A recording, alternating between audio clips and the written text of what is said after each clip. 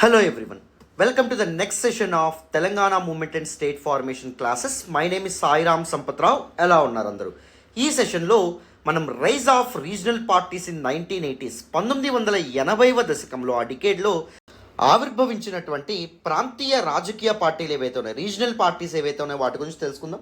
ఈ రీజనల్ పార్టీస్లో మొదటగా తెలుగుదేశం పార్టీ ఏదైతే ఉందో, Telugu Desam party and Telugu Desam party యొక్క పాలసీస్, విధి విధానాలు ఏవైతే ఉంటాయో వాటి గురించి మనం తెలుసుకుందాం. అండ్ మన తెలంగాణ ప్రజల మీద, తెలంగాణ నేల మీద, తెలంగాణ ఐడెంటిటీ, అస్తిత్వం మీద ఈ పార్టీ యొక్క విధి విధానాలు ఎలా ప్రభావితం చేశాయి అనేటటువంటి విషయాలు ఏవైతే ఉంటాయో వాటి గురించి మనం పూర్తిగా డిస్కస్ చేసే ప్రయత్నం చేద్దాం. ఓకేనా?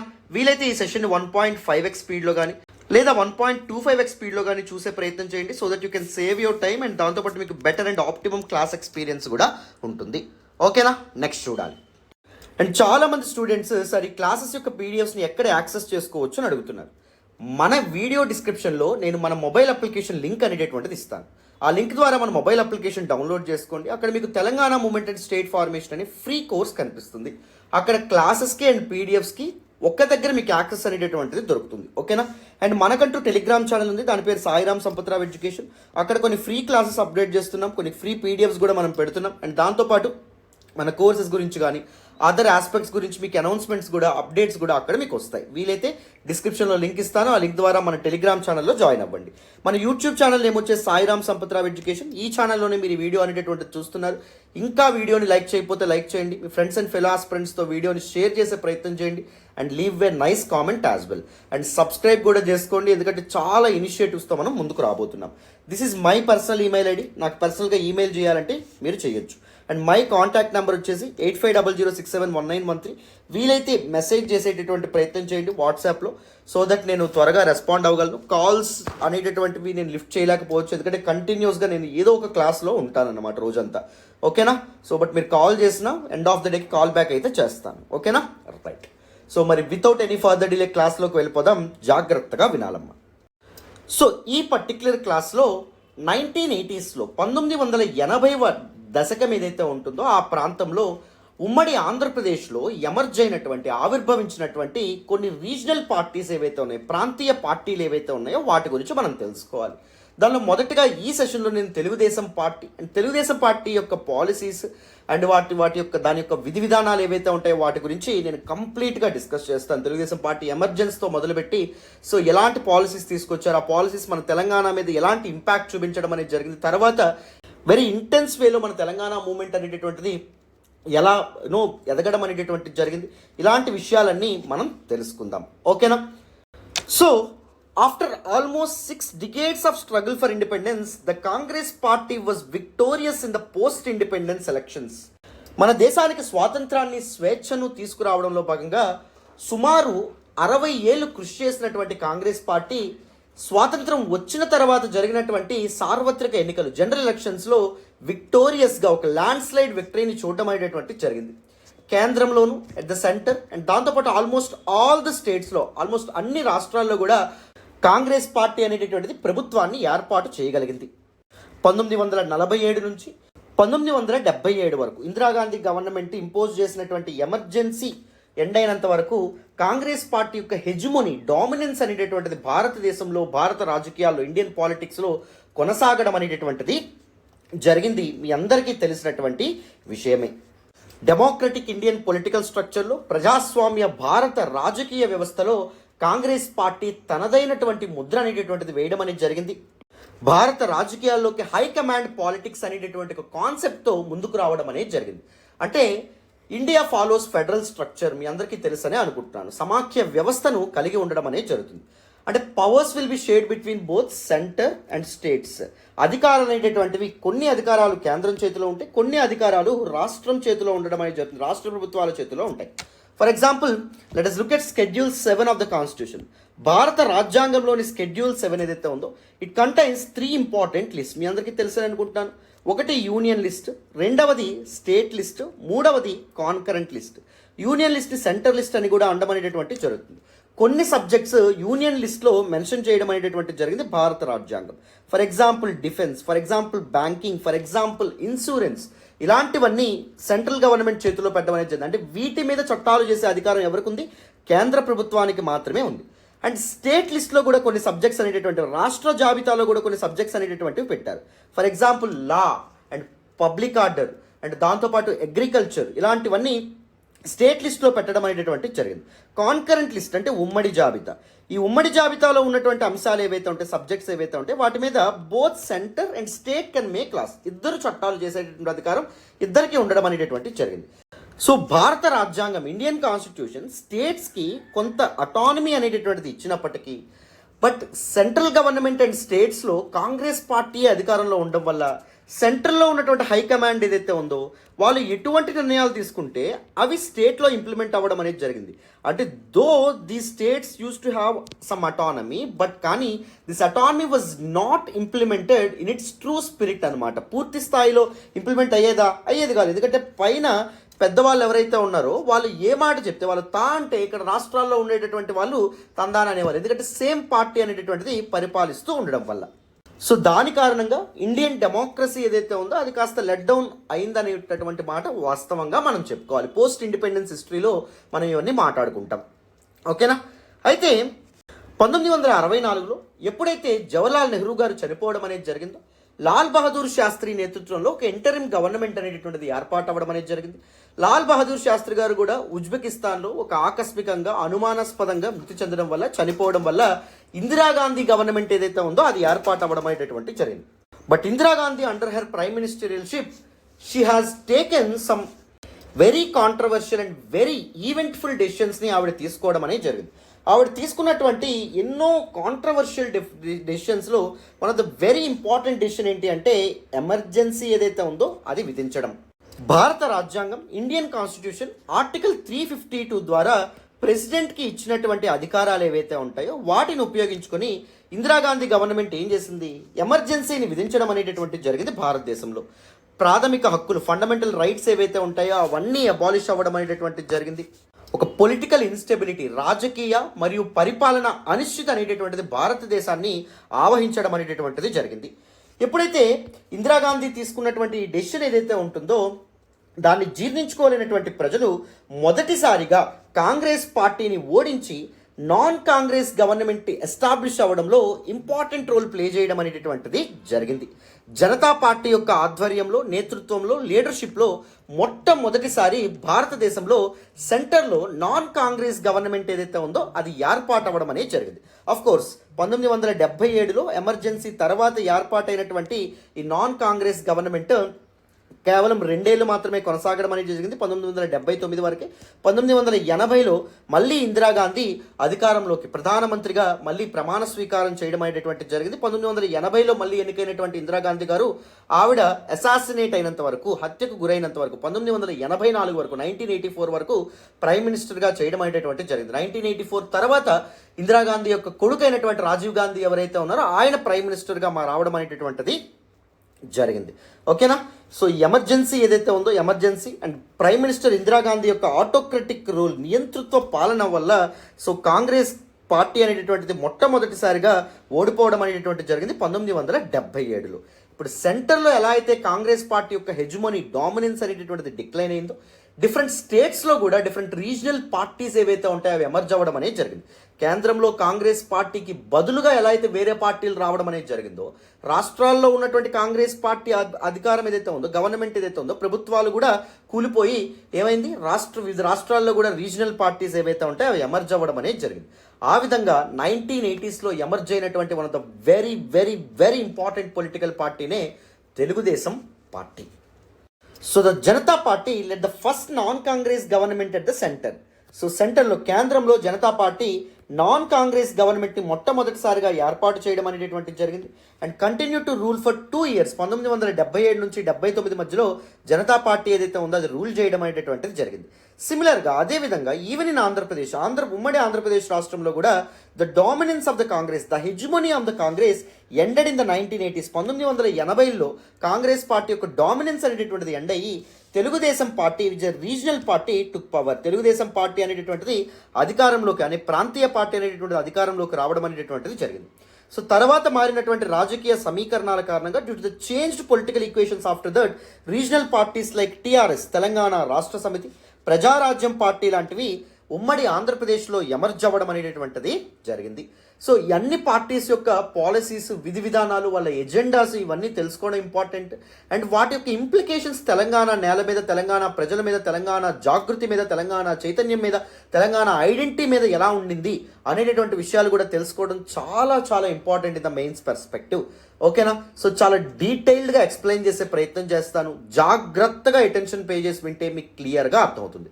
ఒక్క మాట చెప్పాలనుకుంటున్నాను, ఈ అన్ని వీడియోస్ వెనక, అన్ని క్లాసెస్ వెనక, అన్ని పీడిఎఫ్స్ వెనక చాలా ఎఫర్ట్స్ ఉంటాయి, చాలా హార్డ్ వర్క్ ఉంటుంది. If you really want to acknowledge our efforts, please do hit that big fat like button. Explanation ఎలా ఉందో కామెంట్ చేయండి. మీ ఫ్రెండ్స్ అండ్ ఫెలో ఆస్పిరెంట్స్తో కూడా మన వీడియోస్ని షేర్ చేసే ప్రయత్నం చేయండి. మరి తెలుగుదేశం పార్టీ యొక్క emergence and the rise of NT Ramarao, Nandamuri Taraka Ramarao గురించి తెలుసుకుందాం. వినాలి నాన్న. So Telugu Desam party, it's emergence, rise and the age of NTR. Telugu Desam party యొక్క ఆవిర్భావం గురించి అండ్ దాని యొక్క ఎదుగుదల గురించి, అండ్ దాంతోపాటు ఎన్టీ రామారావు ప్రభుత్వము అండ్ చంద్రబాబు నాయుడు ప్రభుత్వాల గురించి, వాళ్ళ యొక్క విధి విధానాల గురించి మనం తెలుసుకోవాలి. ఎన్టీఆర్, నందమూరి తారక రామారావు. ఎన్టీఆర్ అనేటటువంటి ఈ మూడు పదాలు 1960ల నుంచి 1990ల మధ్యలో సుమారు 30 సంవత్సరాలు, 3 దశాబ్దాలు ఈ తెలుగు నేల మీద ఆరాధింపబడ్డాయి, పూజింపబడ్డాయి, ఈ తెలుగు నేలనే శాసించాయని చెప్పడంలో అతిశయోక్తి ఏమీ లేదు. ఒక సామాన్యమైనటువంటి రైతు బిడ్డ స్థాయి నుంచి కోట్లాది మంది అభిమానులు వెండితెర వేల్పుగా, గాడ్ ఆఫ్ మాసెస్గా పూజించే వరకు తెలుగు ఫిల్మ్ ఇండస్ట్రీలోనే ఒక తిరుగులేని హీరోగా, కథానాయకుడిగా ఆయన ఎదగడం అనేటటువంటిది జరిగింది. పట్టుదలకి, పెర్సివరెన్స్కి, క్రమశిక్షణకి, డిసిప్లిన్కి, నిరంతరమైనటువంటి శ్రమకి ఆయన మారుపేరుగా ఎదగడం అనేటటువంటిది జరిగింది. సో తెలుగు వెండి తెర మీద, సిల్వర్ స్క్రీన్ మీద రాముడిగా కానీ, కృష్ణుడిగా కానీ, శ్రీనివాసుడిగా కానీ ఇలాంటి చాలా చాలా క్యారెక్టర్స్లో ఆయన తెలుగు వారిని అలరించి వాళ్ళ చేత ఆరాధింపబడ్డం కూడా, వర్షిప్ చేసేటటువంటి ఒక దేవుడిగా పూజింపబడేటటువంటి స్థాయికి ఆయన ఎదగడం అనేటటువంటిది జరిగింది. పాలిటిక్స్లోకి రాకముందే, సినీ ఇండస్ట్రీలో ఉన్నప్పుడే, ఒక హీరోగా బాగా రాణిస్తున్నటువంటి సమయంలోనే తెలుగు వాళ్ళకి, తెలుగు పీపుల్కి ఎటువంటి ఆపద కలిగినా, లేకపోతే దేశంలో ఎటువంటి విపత్తు అనేటటువంటిది వచ్చిన, డిజాస్టర్ అనేటటువంటిది చూసినా, ఆయన మిగిలినటువంటి ఆర్టిస్టులు ఎవరైతే ఉన్నారో వాళ్ళందరినీ ఒక చోట కూడగట్టుకొని వివిధ ప్రాంతాలకు తిరిగి కళా ప్రదర్శనలు ఏవైతే ఉన్నాయి, డ్యాన్సులు చేసి, పాటలు పాడి, స్కిట్లు చేసి, డ్రామాలు చేసి, జోలెపట్టి వీధుల్లో తిరుగుతూ విరాళాలు ఏవైతే ఉంటాయి, డొనేషన్స్ ఏవైతే ఉంటాయి వాటిని సేకరించి అప్పటి సెంట్రల్ గవర్నమెంట్స్ అండ్ స్టేట్ గవర్నమెంట్స్కి ఆయన చాలా విరాళాలు అనేటటువంటివి ఇవ్వడం అనేది జరిగేది. ఆయన ప్రసంగాల్లో కానీ, లేకపోతే ఆయన మీటింగ్స్లో కానీ, లేకపోతే ఆయన ప్రెస్ మీట్లలో కానీ ఎప్పుడూ ఒక మాట అనేవాడు, కళ కానీ, కళాకారుడు కానీ ప్రజల కోసమే అని చెప్పి అనేవాడు. Both art and artist should live for the people ప్రజలు ఎవరైతే ఉంటారో వాళ్ళ కోసమే శ్రమించాలని చెప్పి ఆయన అనుకోవడం అనేది జరిగింది. ఈయన చాలా సేవా కార్యక్రమాలు కూడా, ఫిలాంథ్రపిక్ యాక్టివిటీస్ ఏవైతే ఉంటాయో అవి కూడా చేయడం అనేది జరిగింది. 1952లో రాయలసీమలో తీవ్రమైనటువంటి కరువు కాటకాలు వస్తే 4 రోజుల పాటు తన తోటి ఆర్టిస్టులు ఎవరైతే ఉన్నారో వాళ్ళందరితో ఈవెంట్స్ చేసి, ప్రదర్శనలు అనేటటువంటివి ఇచ్చి సుమారు 1,50,000 రూపాయలని ఆయన సేకరించి అప్పటి స్టేట్ గవర్నమెంట్కి ఇవ్వడం అనేది జరిగింది. 1962 ఇండో చైనా వార్ సమయంలో కూడా సో ఆయన ప్రదర్శనలు అనేటటువంటి వీధి వీధికి తిరిగి, ఊరూరా తిరిగి ఆయన డబ్బు సేకరించి గవర్నమెంట్స్కి ఇవ్వడం అనేది జరిగింది. అండ్ దాంతోపాటు 1965 ఇండో పాకిస్తాన్ వార్ సమయంలో కూడా ఆయన నేషనల్ డిఫెన్స్ ఫండ్కి చాలా వరకు విరాళాలు అనేటటువంటివి ఆయన ఇవ్వడం అనేది జరిగింది. ఇలా తుఫాను బాధితులు ఎవరైతే ఉంటారో, సైక్లోన్స్ వచ్చినప్పుడు కానీ చాలా సమయాల్లో ఆయన ప్రదర్శనలు ఇచ్చి, ఊరూరా తిరిగి డబ్బులు, విరాళాలు సేకరించి గవర్నమెంట్స్కి ఆ టైంలో అప్పగించడం అనేది జరిగింది. అప్పట్లో ప్రొడ్యూసర్స్ కానీ వీళ్ళందరూ అనేవాళ్ళు, నువ్వే ఊరంతా వెళ్ళి ప్రతి ఒక్కరికి కనిపిస్తూ ఉంటే, ప్రజలకి యాక్సెసిబుల్ అయిపోతూ ఉంటే, టికెట్ కొని వాళ్ళ సినిమాలకి ఎందుకు వస్తారు నీ సినిమాలకి? ఎందుకంటే ఒక స్టార్ దూరంగా ఉంటేనే ఆ యొక్క గొప్పదనం కానీ, లేకపోతే ఆ ఇంపార్టెన్స్ కానీ ఇస్తారు. అదే స్టార్ మన చేతుల్లోకి వచ్చేసింది అనుకోండి, మనం అంత ఇంపార్టెన్స్ ఇస్తామా? మనకు అంత యాక్సెసిబుల్ అయిపోయింది అనుకోండి, మనం అంత గొప్పగా చూస్తామా? చూడం కదా. ఎన్టీఆర్ ఏం చేస్తున్నారు? ప్రజలు వీధుల్లోకి వెళ్తున్నారు, జోలి పడుతున్నారు, అందరికీ డబ్బులు అడుగుతున్నారు, విరాళాలు సేకరిస్తున్నారు. ప్రజలకు అంత యాక్సెసిబుల్ అయిపోతే నేను స్టార్గా ఎందుకు చూస్తారు? రేపు పొద్దున నీతో సినిమాలు తీస్తే మా సినిమాలు ఎందుకు ఆడతాయి అని చెప్పి ప్రొడ్యూసర్లు గొడవ పెట్టినా, నా జీవితం ఉన్నటువంటిది ప్రజల కోసమే అని చెప్పి ఆయన ప్రజల కోసం చాలా శ్రమించడం అనేటటువంటిది జరిగింది. అయితే ఈ సహాయ కార్యక్రమాల్లో, ఈ ఫిలాంథ్రపిక్ యాక్టివిటీస్లో పార్టిసిపేట్ చేస్తూ ఆయన నిరుపేదలు ఎవరైతే ఉన్నారో, పూరెస్ట్ ఆఫ్ పూర్ ఎవరైతే ఉన్నారో వాళ్ళ యొక్క కష్టాలు, కన్నీళ్లు చూసి చరించిపోవడం అనేది జరిగింది. అదే సమయంలో తెలుగు నేలకి, తెలుగు వాళ్ళకి జరుగుతున్నటువంటి అన్యాయం ఏదైతే ఉంటుందో, వివక్ష ఏదైతే ఉందో, సెంటర్లో జరుగుతున్న వివక్షని తాళలేక తెలుగు వాళ్ళ యొక్క సెల్ఫ్ రెస్పెక్ట్ కోసం, తెలుగు పీపుల్ యొక్క ఆత్మగౌరవం కోసం ఆయన తెలుగుదేశం పార్టీ అనేటటువంటి ఒక పార్టీని ఎస్టాబ్లిష్ చేయడం అనేది జరిగింది. అప్పుడు తెలుగు వాళ్ళంటే మద్రాసీస్ అని చెప్పి ఒక తక్కువ చూపు చూసేవాళ్ళు. తెలుగు వాళ్ళకంటూ ఒక సెపరేట్ ఐడెంటిటీ అనేటటువంటిది ఉండేది కాదు. So Telugu identity, Telugu respect, Telugu జాతి యొక్క ఆత్మగౌరవం కోసం ఆయన తెలుగుదేశం పార్టీ అనేటటువంటి ఒక పొలిటికల్ పార్టీని ఎస్టాబ్లిష్ చేయడం అనేటటువంటిది జరిగింది. తెలుగువారి ఆత్మగౌరవం, అవమానాలు, చాలా డిస్క్రిమినేషన్ ఎదుర్కోవడానికి చూశాడు. తెలుగు పౌరుషం అనేటటువంటిది రగిలిపోయి తెలుగు బిడ్డగా తెలుగువాడి తేజం ఏంటి, తెలుగువాడి సత్తా ఏంటి ప్రపంచానికి చూపించాలంటే పాలిటిక్స్లోకి అడుగు పెట్టాలని చెప్పి ఎన్టీఆర్ ఆలోచన చేసి 1982 29th మార్చ్ 1982 సంవత్సరం మార్చ్ 29వ తారీఖున నందమూరి తారక రామారావు గారు was popularly known as NTR, ఆయన తెలుగుదేశం పార్టీ అనేటటువంటి ఒక పార్టీని పెట్టడం అనేటటువంటిది జరిగింది. సో ఆ పార్టీని ప్రకటించిన రోజే నేను తెలుగువాడిని, నాది తెలుగుదేశం పార్టీ, నా పార్టీ తెలుగు ప్రజల ఆత్మగౌరవం కోసం అంటూ ఒక హిస్టారిక్ కామెంట్ అనేటటువంటిది చేసి ఒక హిస్టారిక్ ఈవెంట్కి ఆయన ఊపిరిపోయడం అనేటటువంటిది జరిగిందమ్మ. అయితే మార్చ్ 29, 1982 తారీఖున తెలుగుదేశం పార్టీ ఆవిర్భవించిన తర్వాత ఏప్రిల్ 11, 1982న తెలుగుదేశం పార్టీ యొక్క మొదటి సమావేశం ఏదైతే ఉంటుందో, ఫస్ట్ మీటింగ్ ఏదైతే ఉందో అది నిజాం కాలేజ్ గ్రౌండ్లో, హైదరాబాద్లో ఉన్నటువంటి నిజాం కాలేజ్ గ్రౌండ్లో జరగడం అనేటటువంటి జరిగింది. మే 28, 1982న తిరుపతిలో ఏర్పాటు చేసినటువంటి ఒక హ్యూజ్ మీటింగ్, భారీ బహిరంగ సభ ఏదైతే ఉందో, సో దానికి లక్షలాదిగా పీపుల్ తరలి వచ్చి రావడం అనేది జరిగింది. ఎడ్ల బండ్లు కట్టుకొని ఆ సమయంలో కాలినడకను నడుచుకుంటూ ఎన్టీ రామతను, వాళ్ళు అప్పటి వరకు సిల్వర్ స్క్రీన్ మీద రాముడిగా, కృష్ణుడిగా, వెంకటేశ్వర స్వామిగా చూసినటువంటి ఎన్టీఆర్ని చూసి పులకరించిపోదామని చెప్పి వాళ్ళందరూ ఆ మీటింగ్కి రావడం అనేది జరిగింది.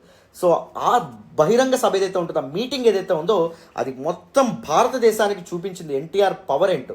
ఎన్టీఆర్ అనేటటువంటి ఒక అఖండ శక్తి అవతరించగలదు భారత రాజకీయాల్లో అని చెప్పి అన్ని రాజకీయ పార్టీలకి అండ్ దాంతోపాటు అందరూ పొలిటికల్ లీడర్స్ ఎవరైతే ఉంటారో వాళ్ళకి అర్థం అవ్వడం అనేది జరిగింది. జూన్ 14, 1982న తెలుగు నేల మీద ఉన్నటువంటి ప్రతి సామాన్యుడింటికి వెళ్ళాలనే ఉద్దేశంతో వాళ్ళందరికీ పొలిటికల్ ఎన్లైటన్మెంట్, రాజకీయ చైతన్యం కలిగించడానికి చైతన్య రథం అనేటటువంటి ఒక వెహికల్ ఎక్కి ఎన్టీఆర్ కదలడం అనేటటువంటిది జరిగింది. ఆ పర్టికులర్ చైతన్య రథం ఏదైతే ఉందో దాని రథసారథిగా, అంటే డ్రైవర్గా ఎవరున్నారు, కొడుకు హరికృష్ణే ఉండడం అనేది జరిగింది. రాత్రి లేదు, పగలు లేదు. సో ఒక యాక్టర్గా తను సంపాదించినటువంటి వెల్త్ కానీ, తను సంపాదించినటువంటి పేరు కానీ, తను సంపాదించినటువంటి వైభవం కానీ అన్నింటినీ మరిచి ఒక సామాన్యుడి కోసం నడి రోడ్డు మీద తారక రాముడు నిలవడం అనేటటువంటిది జరిగింది. ఆ రోడ్డే ఆయనకి ఇల్లయింది, ఆ రోడ్డే ఆయనకి తల్లయింది, ఆ రోడ్డే ఆయనకి పడక గది కూడా అవ్వడం అనేటటువంటిది జరిగింది. సో చాలా రోజుల పాటు 25,000 కిలోమీటర్లు ప్రచారం చేసిన తర్వాత సో విశ్రాంతి తీసుకోకుండా 600 సభల్లో, మీటింగ్స్లో ప్రసంగించిన తర్వాత చివరికి తెలుగుదేశం పార్టీ అధికారంలోకి రావడం అనేది జరిగింది. కేవలం పార్టీ స్థాపించినటువంటి కేవలం 9 నెలల్లో అధికారంలోకి వచ్చి తెలుగుదేశం పార్టీ అనేటటువంటిది దేశ రాజకీయాల్లోనే ఒక చరిత్ర సృష్టించడం అనేటటువంటిది జరిగింది. ప్రపంచంలో ఇంతవరకు ఎవ్వరు ఇంత తక్కువ సమయంలో ఇన్ని చోట్ల ఇన్ని లక్షల ప్రజల్ని ఉద్దేశించి ప్రసంగించలేదు. ఇన్ని లక్షల ప్రజలు ఎవరైతే ఉంటారో వాళ్ళ యొక్క ఆదరావమానాలని చూరగొనలేదు. వాళ్ళందరి యొక్క ఓట్లతో ఎవరు ఇంత త్వరగా అధికారంలోకి రాలేదమ్మా. సో పసి పిల్లాడి నుంచి పండు ముసలి వరకు ఎన్టీఆర్ని అన్నగారు అని పిలవడం అనేటటువంటిది జరిగేది. చెయ్యెత్తి జైకొట్టు తెలుగోడా, గతమెంతో ఘనకీర్తి కలవోడా అంటూ చైతన్య రథం కదులుతూ ఉంటే ప్రజలందరూ ఊగిపోయేవాళ్ళు. ప్రజలందరూ తమ ఒంటిని కూడా మర్చిపోయి అన్నగారు అంటూ ఆ చైతన్య రథం వెనక పరుగులు తీయడం అనేటటువంటిది జరిగేదమ్మా. మొత్తానికి జనవరి 5, 1983న జరిగినటువంటి సార్వత్రిక ఎన్నికలు, ఆంధ్రప్రదేశ్ అసెంబ్లీ ఎలక్షన్స్ ఏవైతే ఉంటాయో అసెంబ్లీ ఎలక్షన్స్లో తెలుగుదేశం పార్టీ మహా ఉద్దండులు సైతం మట్టి కరిపించి ఒక ల్యాండ్ స్లైడ్ విక్టరీ ఏదైతే ఉంటుందో విజయం సాధించడం అనేటటువంటి జరిగింది. సో పోటీ చేసిన వాళ్ళు చాలామంది ఎడ్యుకేటెడ్ పీపుల్ ఉండేవాళ్ళు. అప్పుడు ఇంజనీర్స్, డాక్టర్స్, లాయర్లు వీళ్ళందరినీ ఎంచుకొని మరీ టికెట్లు ఇవ్వడం అనేటటువంటి జరిగింది అప్పటి నందమూరి తారక రామారావు గారు. మొత్తం అసెంబ్లీ సీట్స్ అనేటటువంటి 292 ఉంటే అందులో 202 సీట్స్ తెలుగుదేశం పార్టీ గెలుచుకోవడం అనేది జరిగింది. 60 సీట్స్ కాంగ్రెస్ పార్టీ గెలుచుకొని ప్రధాన ప్రతిపక్ష పార్టీ అవ్వడం అనేది జరిగింది. అపోజిషన్ పార్టీగా సో అసెంబ్లీలో కాంగ్రెస్ పార్టీ అడుగు పెట్టడం అనేటటువంటిది జరిగింది. తమ్ముళ్ళు తెలుగుదేశం పిలుస్తోంది రా కదిలి రా అనేటటువంటి ఆ పిలుపు, అన్నగారు ఎన్టీ రామారావు గారి యొక్క పిలుపు మేరకు జనాలందరూ ఒక ప్రభంజనంలా కదలడం అనేటటువంటి జరిగింది. ఆ తెలుగుదేశం పార్టీ అండ్ నందమూరి తారక రామారావు గారి యొక్క హోరుగాలిలో ఆ ఒక సంచలనాత్మకమైనటువంటి ఆయన ప్రసంగంలో బానిస రాజకీయం, దిస్ పర్టిక్యులర్ హైకమాండ్ పాలిటిక్స్ ఏవైతే ఉంటాయో పూర్తిగా తుడిచిపెట్టుకుపోవడం అనేటటువంటిది జరిగిందమ్మా. అర్థమైందా? మొత్తానికి జనవరి 9, 1983 ఆంధ్రప్రదేశ్ రాష్ట్రం యొక్క 10th చీఫ్ మినిస్టర్గా, 10వ ముఖ్యమంత్రిగా తను ఎన్నుకున్నటువంటి లక్షలాది మంది ప్రజల సమక్షంలో హైదరాబాద్ లాల్ బహదూర్ స్టేడియంలో ఎన్టీఆర్ ప్రమాణ స్వీకారం చేయడం అనేటటువంటిది జరిగింది. అప్పటి వరకు ఎన్నికైనటువంటి ఏ ప్రజానేత కూడా, ఏ పొలిటికల్ రిప్రజెంటేటివ్ కూడా బహిరంగంగా ప్రజల మధ్యలో ఎప్పుడు ప్రమాణ స్వీకారం చేయలా. బట్ కానీ ఎన్టీఆర్ ఫస్ట్ ఎవర్ టైం తను ఎన్నుకున్నటువంటి ప్రజల సాక్షిగా ఆయన ప్రమాణ స్వీకారం చేయడం అనేది జరిగింది. అప్పటి హైదరాబాద్లోని లాల్ బహదూర్ శాస్త్రి స్టేడియం ఏదైతే ఉందో స్టేడియంలో. అర్థమైందా? This is the introduction about Telugu Desam party and the emergence and rise of NT Rama Rao. ఓకేనా? NT Rama Rao garu he was born in Nimmakuru village of Krishna district. Krishna జిల్లాలోని నిమ్మకూరు విలేజ్లో, గ్రామంలో ఆయన జన్మించడం అనేది జరిగింది. BA వరకు చదువుకొని గవర్నమెంట్ ఉద్యోగం, సబ్ రిజిస్ట్రార్గా ప్రభుత్వ ఉద్యోగం చేసిన తర్వాత 1949లో ఆయన సినిమా ఇండస్ట్రీలోకి అడుగుపెట్టడం అనేది జరిగింది. తన యొక్క మొదటి సినిమా ఏంటి అంటే మన దేశం అనేటటువంటి సినిమా. మన దేశం అనే సినిమాతో ఆయన తెరంగేటం చేయడం అనేది జరిగింది. తర్వాత చాలా పాత్రల్లో, విభిన్నమైనటువంటి పాత్రల్లో ఆయన నటించడం అనేది జరిగింది. ముఖ్యంగా ఎన్టీ రామారావు గారు పౌరాణిక పాత్రలు ఏవైతే ఉంటాయో వాటికి పెట్టింది పేరు మీ అందరికీ తెలుసని అనుకుంటున్నాను. చాలా ఫోక్ క్యారెక్టర్స్ కూడా ఆయన వేయడం అనేది జరిగింది. అండ్ పౌరాణిక పాత్రలు ముఖ్యంగా రాముడుగా, కృష్ణుడిగా, అండ్ వెంకటేశ్వర స్వామిగా, రావణాసురుడిగా, ఇలాంటి చాలా పాత్రల్లో ఆయన ప్రజల యొక్క ఆదరణని చూడగొనడం అనేటటువంటిది జరిగింది. నిజంగా ప్రజలు ఆయన ఒక వెండితెర ఇలవేల్పుగా, గాడ్ ఆఫ్ సిల్వర్ స్క్రీన్గా ఆయన కొలవడం, ఆయన పూజించడం అనేటటువంటిది జరిగిందమ్మా. మొత్తానికి జనవరి 5, 1983 జరిగినటువంటి జనరల్ ఎలక్షన్స్లో టీడీపీ, తెలుగుదేశం పార్టీ అనేటటువంటిది ఒక గొప్ప విజయం సాధించడం అనేది జరిగింది.